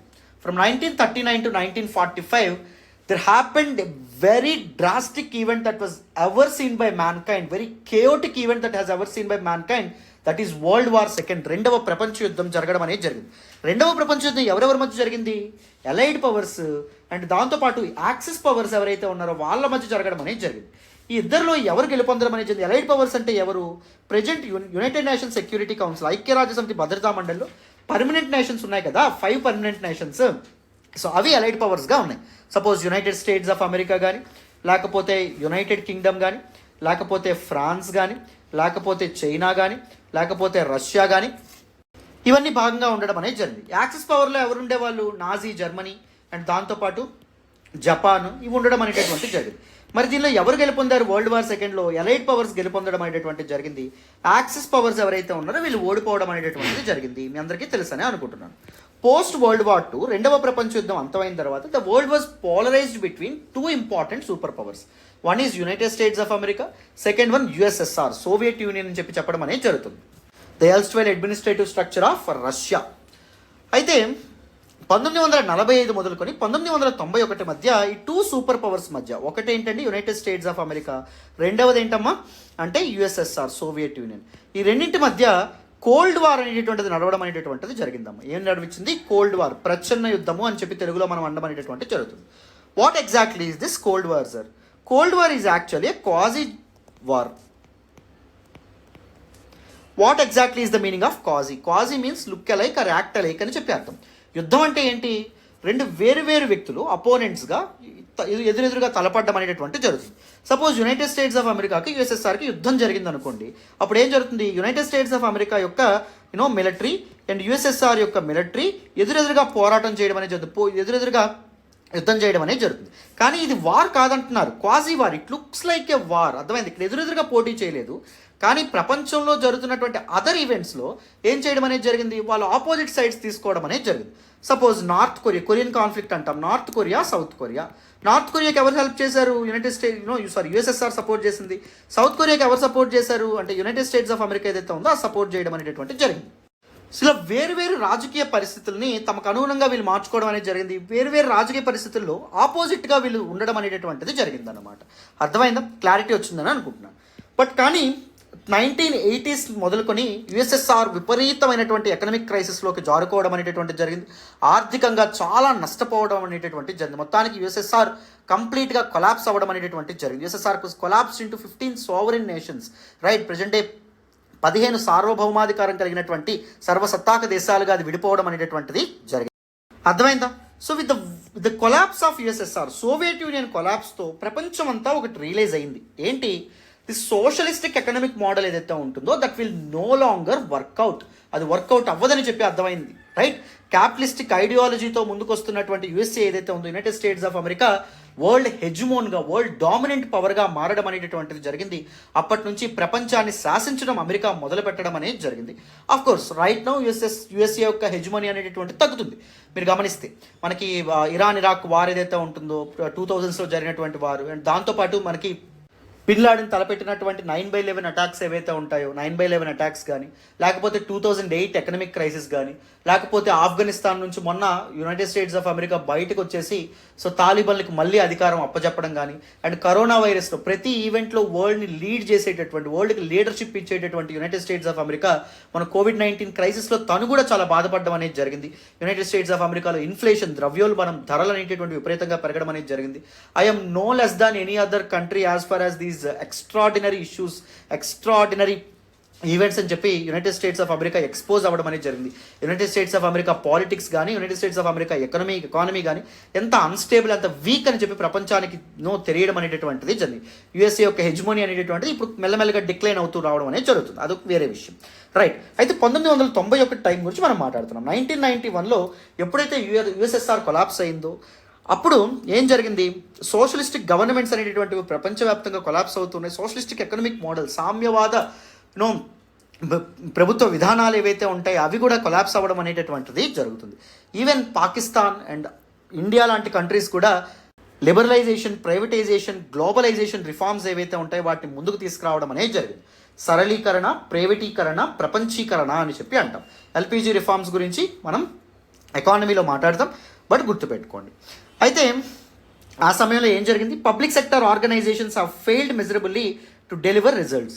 సో గవర్నమెంట్ ఆర్గనైజేషన్స్ ఏవైతే ఉంటాయో అవన్నీ కంప్లీట్గా ఫెయిల్ అవ్వడం అని ప్రభుత్వ రంగ సంస్థలు ఏవైతే ఉంటాయో ఫలితాలు సాధించడంలో ఘోరంగా విఫలమయ్యాయి. In this context prime minister PV Narasimha Rao, అప్పటి ప్రధానమంత్రి అయినటువంటి పివి నరసింహరావు గారు ఏం చేశారు, ఎల్పిజి రిఫార్మ్స్ ఏవైతే ఉంటాయో వాటిని తీసుకురావడం అనేటటువంటిది జరిగిందనమాట. Nara Chandrababu Naidu, who was then chief minister, accelerated privatization in the state. అప్పటి ఉమ్మడి ఆంధ్రప్రదేశ్లో ప్రైవేటీకరణని వేగవంతం చేసినటువంటి నాయకుడు ఎవరంటే అప్పటి ముఖ్యమంత్రి అయినటువంటి చంద్రబాబు నాయుడు అమ్మ. Just like all around the world, so ప్రపంచవ్యాప్తంగా ఎల్పిజి రిఫార్మ్స్ ఏవైతే ఉంటాయో అవి ఎలాంటి మార్పులు తీసుకురావడం అనేది జరిగిందో సేమ్ అలాగే ఈవెన్ స్టేట్ ఎకానమీ కూడా విపరీతమైనటువంటి మార్పులకు లోనవ్వడం అనేటటువంటి జరిగింది ఆ సమయంలో. With the help of an American company, McKinsey, he prepared the Vision 2020 document. 2020కి రాష్ట్రం ఏ లక్ష్యాలను చేరుకోవాలి అనేటటువంటి విషయం మీద ఒక డాక్యుమెంట్ని చంద్రబాబు నాయుడు ప్రిపేర్ చేశారు. దాన్ని విజన్ 2020 డాక్యుమెంట్ అని చెప్పి చెప్పడం అనేది జరుగుతుంది. అండ్ దాంతోపాటు ఏపీఈఆర్బి, ఆంధ్రప్రదేశ్ ఎకనామిక్ రీకన్స్ట్రక్షన్ ప్రోగ్రామ్ అనేటటువంటిది 1989లో స్టార్ట్ చేయడం అనేది జరిగింది. With financial support from world bank యొక్క ఫినాన్షియల్ సపోర్ట్తో అది స్టార్ట్ కూడా చేయడం అనేది జరిగింది. The schemes focus on 6 aspects. So this Andhra Pradesh economic reconstruction ప్రోగ్రాంలో ఏ అంశాల మీద ఫోకస్ చేద్దాం అనుకున్నారు? ఫస్ట్ ప్రైమరీ ఎడ్యుకేషన్ అమ్మ. ప్రైమరీ ఎడ్యుకేషన్ అంటే ప్రాథమిక విద్య. రెండవది ఏంటి? హెల్త్, ఆరోగ్యం. మూడవది ఏంటి? రూరల్ డెవలప్మెంట్, గ్రామీణాభివృద్ధి. నాలుగవది ఏంటి? ఇరిగేషన్, నీటిపారుదల. ఐదవది ఏంటి? PSUs, public sector undertaking reforms. PSUs reforms తీసుకురావాలి, ఎందుకంటే విఫలం అవుతున్నాయి కదా, ఫెయిల్ అవుతున్నాయి. తర్వాత ఏంటి? ICDS, integrated child development scheme ఏదైతే ఉందో, చైల్డ్ డెవలప్మెంట్ స్కీమ్. వీటన్నింటి మీద గవర్నమెంట్ ఆ సమయంలో ఫోకస్ పెట్టడం అనేది జరిగింది. ఈ అన్ని విషయాల్లో కూడా గవర్నమెంట్ సిగ్నిఫికెంట్ చేంజెస్ తీసుకురావాలని చెప్పి అనుకుందన్నమాట. So as part of this LPG reforms, liberalisation, privatisation, globalisation సంస్కరణలు ఏవైతే ఉంటాయో వాటిలో భాగంగా Chandrababu Naidu government has set up several committees and based on them privatisation has been undertaken. చాలా కమిటీస్ని ఏర్పాటు చేయడం అనేది జరిగింది. ఆ కమిటీస్ ఇచ్చినటువంటి వేరు నివేదికల ఆధారంగా, రికమెండేషన్, సలహాలు, సూచనల ఆధారంగా చంద్రబాబు నాయుడు గవర్నమెంట్ ప్రైవేటీకరణ చేపట్టడం అనేది జరిగింది. Power sector reforms were undertaken based on the report of Hitan Bhaiya committee. హితన్ Bhaiya committee నివేదిక ఆధారంగా విద్యుత్ సంస్కరణలు ఏవైతే ఉంటాయో వాటిని చేపట్టారనమాట. 1998లో 1998లో the electricity reforms act was enacted. Electricity reforms act ఏదైతే ఉందో అది చేశారు. And APSEB, Andhra Pradesh state electricity board, erstwhile APSEB ఏదైతే ఉందో దాన్ని డివైడ్ చేశారు. ఎలాగా? It was divide into AP Genco, Andhra Pradesh generation company, and AP Transco, Andhra Pradesh transmission కంపెనీగా డివైడ్ చేయడం అనేటటువంటిది జరిగింది. అండ్ దాంతోపాటు 1999లో 1999లో ఆంధ్రప్రదేశ్ ఎలక్ట్రిసిటీ రెగ్యులేటరీ కమిషన్ ఏదైతే ఉంటుందో దాన్ని కూడా ఎస్టాబ్లిష్ చేయడం అనేటటువంటిది జరిగింది. So as a result of these power sector reforms, power సెక్టార్లో తీసుకొచ్చినటువంటి సంస్కరణల కారణంగా electricity charges have increase significantly. విద్యుత్ ఛార్జీలు ఏవైతే ఉంటాయో అవి గణనీయంగా పెరగడం అనేటటువంటిది జరిగింది. ఎస్పెషల్లీ తెలంగాణ ఫార్మర్స్ ఎవరైతే ఉన్నారో, తెలంగాణ రైతులు ఎవరైతే ఉన్నారో, who depend on borewells for agriculture have suffered severely. So bore బావుల మీద నీటిపారుదల కోసం, ఇరిగేషన్ కోసం, అగ్రికల్చర్ మీద కోసం డిపెండ్ అవ్వడం అనేది జరిగింది. నేను ఆల్రెడీ చెప్పాను, తెలంగాణ వ్యవసాయం అనేటటువంటిది మైనర్ ఇరిగేషన్ ప్రాజెక్ట్స్ మీద డిపెండ్ అవ్వడం అనేటటువంటిది జరిగిందండి అని చెప్పి మనం మాట్లాడుకున్నామా. అండ్ మైనర్ ఇరిగేషన్ ప్రాజెక్ట్స్ కూడా సరిగ్గా ఉండేవా? ఈ ట్యాంక్స్ కానీ ఇవన్నీ ఏమయ్యాయని చెప్పుకున్నాం. సో రియల్ ఎస్టేట్ వాళ్ళు ఈ చెరువుల్ని ఆక్రమించడం కారణంగా, లేకపోతే రివర్ లింకింగ్ ప్రాజెక్ట్స్ ఏవైతే ఉంటాయో ముందుకు వెళ్ళకపోవడం కారణంగా, అండ్ దాంతోపాటు అరకొరగా పడేటటువంటి వర్షాల కారణంగా, అండ్ దాంతోపాటు ఈ ఆర్టిసన్ కమ్యూనిటీ ఏదైతే ఉంటుందో వాళ్ళ యొక్క పరిస్థితి అనేది విఫలం అవడంతో వాళ్ళు హైదరాబాద్ మైగ్రేట్ అవ్వడం అనేది జరిగింది. దానివల్ల కుమ్మరి వాళ్ళు వీళ్ళందరూ పూడిక ఏదైతే ఉంటుందో, ఆ సిల్ట్ ఏదైతే ఉంటుందో చెరువుల్లో ఫామ్ అయ్యే సిల్ట్, దాన్ని కలెక్ట్ చేసేవాళ్ళు కాదు. దానివల్ల పూడిక పేరుకుపోవడం వల్ల ఏం జరిగింది? కంప్లీట్గా ట్యాంక్ ఇరిగేషన్ డిస్ట్రాయ్ అవ్వడం అనేది జరిగింది. సో అందుకు తెలంగాణ రైతులు వ్యవసాయం కోసం దేని మీద ఆధారపడడం మొదలుపెట్టారు? బోరు బావులు ఏవైతే ఉంటే వాటి మీద ఆధారపడడం అనేటటువంటిది మొదలుపెట్టారు. మరి బోరు బావులు వేయడం అనేటటువంటిది అంత ఈజీగా? వేయించడానికి చాలా ఖర్చు ఉంటుంది. అండ్ దాంతోపాటు అది వాడడం వల్ల ఎలక్ట్రిసిటీ ఏదైతే వాడతారో దానికి కూడా చాలా విద్యుత్ ఛార్జీలు మేరకు కూడా చాలా ఖర్చు అవ్వడం అనేటటువంటి జరుగుతుంది. So who bear the brunt of these reforms? ఈ సంస్కరణలని వాటి వల్ల ఆంధ్ర రైతులు మెరుగుపడ్డారు కరెక్టే, కానీ నష్టపోయింది ఎవరండి? పేద తెలంగాణ రైతు సివియర్గా నష్టపోవడం అనేటటువంటిది జరిగింది. ఇన్ ద ఇయర్ 2000 సంవత్సరంలో Chalo assembly programme by the farmers to protect against the increase in electricity charges turned bloody. So రైతులందరూ కలిసి చెలో అసెంబ్లీ అనేటటువంటి ఒక ప్రోగ్రామ్కి శ్రీకారం చుట్టారు. ఆ ప్రోగ్రాంలో భాగంగా పోలీస్ కాల్పులు అనేటటువంటి జరగడం అనేది జరిగింది. On August 28, 2000 3 people were killed in police firing at Basheerbagh in హైదరాబాద్లోని బషీర్బాగ్లో జరిగినటువంటి పోలీస్ కాల్పుల్లో 3 రైతులు చనిపోవడం అనేటటువంటిది కూడా జరిగింది. ఆ పర్టికులర్ ఈవెంట్ రక్తసిక్తం అవ్వడం అనేటటువంటిది జరిగింది. రైట్, నెక్స్ట్ చూడాలి. మరి ఇప్పుడు హితేన్ భయ్యా కమిటీ యొక్క రికమెండేషన్స్ గురించి, రిపోర్ట్ గురించి, దాని ద్వారా తీసుకున్నటువంటి రిఫార్మ్స్ గురించి మాట్లాడారు. ఇప్పుడు ఇంకొక ఇంపార్టెంట్ కమిటీ గురించి మాట్లాడాలి, that is Gangopadhyay committee. Gangopadhyay committee యొక్క రికమెండేషన్స్ ఏవైతే ఉంటాయో, సిఫారసులు ఏవైతే ఉంటాయో వాటి మేరకు government reduce the number of jobs in public employment. Government ఉద్యోగాల సంఖ్య ఏదైతే ఉంటుందో తగ్గించడం అనేది జరిగింది. ఉద్యోగాల్లో కోత పెట్టడం అనేటటువంటిది జరిగింది. According to the recommendations of the world bank యొక్క సలహాలు అనుకోవచ్చు, ఆదేశాలని అనుకోవచ్చు. అప్పుడు స్టేట్ గవర్నమెంట్కి ఆదేశాలు ఇవ్వడం అనేది జరిగింది. దేని గురించి? On the reduction of cost of governments. పరిపాలనా ఖర్చులు ఏవైతే ఉంటాయో స్టేట్ గవర్నమెంట్ తగ్గిస్తే మేము లోన్ ఇస్తాము ఆంధ్రప్రదేశ్ గవర్నమెంట్కి అని చెప్పి అనడంతో అప్పటి government they made the unemployed suffer the most. ఉద్యోగాలు అనేటటువంటి కొత్త ఉద్యోగాలు తీయకుండా ఏం జరిగింది? నిరుద్యోగులు ఎవరైతే ఉంటారో వాళ్ళని చాలా కష్టపెట్టడం అనేది జరిగింది. సో పరిపాలనా ఖర్చులు తగ్గించుకోవడం కోసం నిరుద్యోగుల్ని బలి చేయడం అనేటటువంటిది జరిగింది అప్పటి ప్రభుత్వం. The Subrahmanyam committee report clearly reflected the directives of the world bank. Subrahmanyam committee నివేదిక ప్రపంచ బ్యాంక్ ఆదేశాన్ని స్పష్టంగా చూపించడం అనేది జరుగుతుంది. వరల్డ్ బ్యాంక్ ఆర్డర్స్ ఏవైతే ఉంటాయి, రికమెండేషన్స్ ఏవైతే ఉంటాయి వాటిని ఇంప్లిమెంట్ చేయడానికి సుబ్రహ్మణ్యం కమిటీ వరల్డ్ బ్యాంక్ చెప్పింది కరెక్టే అన్నట్టుగా రిపోర్ట్ ఇచ్చింది అనమాట. Based on this report report public sector enterprises were either privatised or close down. దీని ప్రకారంగా ఏవైతే గవర్నమెంట్ ప్రభుత్వ సంస్థలు ప్రభుత్వానికి ఒక అడ్డంకిలాగా ఉన్నాయో, ప్రభుత్వానికి ఒక బరువుగా ఉన్నాయో, భారంగా ఉన్నాయో వాటన్నింటినీ ప్రైవేటైజ్ చేయాలి అని చెప్పి ఆ కమిటీ, సుబ్రహ్మణ్యం కమిటీ రిపోర్ట్ ఇవ్వడం అనేది జరిగింది. దానివల్ల చాలా గవర్నమెంట్ ఇన్స్టిట్యూషన్స్ ఏవైతే ఉంటాయో వాటిని ప్రైవేటైజ్ చేయడం అనేది జరిగింది. సపోజ్ ఎల్స్ట్వైల్ హైదరాబాద్ స్టేట్ యొక్క 7th నిజాం ఎవరైతే ఉన్నారో ఆయన ఎస్టాబ్లిష్ చేసినటువంటి అల్విన్ కంపెనీ ఏదైతే ఉంటుందో దాన్ని 1999లో ప్రైవేటైజ్ చేయడం అనేటటువంటి జరిగింది చంద్రబాబు నాయుడు గవర్నమెంట్లో. అండ్ తర్వాత అల్విన్ కంపెనీ పూర్తిగా క్లోజ్ చేయడం అనేటటువంటి జరిగింది. This company manufactures watches, scooters, mini lorries, refrigerators ఇవన్నీ తయారు చేసేది. బట్ కంపెనీ పూర్తిగా తర్వాత కాలంలో బ్యాంక్రప్ట్ అవ్వడం అనేటటువంటిది జరిగింది ప్రైవేటైజ్ చేసిన తర్వాత. అర్థమైందా? This is a clear example.